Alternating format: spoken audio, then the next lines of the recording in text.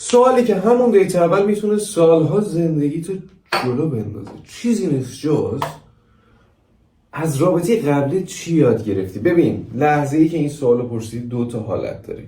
یا متمدنانه یه چیزا رو تعریف میکنه، یه سری اشتباهاتشو میپذیره، یه سری چیزا میگه، یا شروع میکنه از طرف بد گفتن.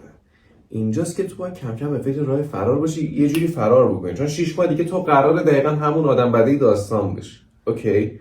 اگه منطقی باش برخورد کرد که اوکی، ولی به محض اینکه شروع به بد و بیرا گفتن کرد و از طرف بد گفت، باید یکم فکر کنی. این آینده خوشی نداره. از این سوال استفاده کنید تا جایی که میتونید. اصلا ده هیچ شما رو جلو میندازه. و اصلا به این فکر نکنید که طرف این ویدیو رو دیده الان و به این فکر کرده که یه سری چیزا یاد گرفته دیگه نیاز نیست بد بگه و فلان و اینا. نه، آدما چیزا رو یاد نمیگیرن. آدما چیزایی که خودشون دوست دارن یا قبول میکنن یا قبول نمیکنن.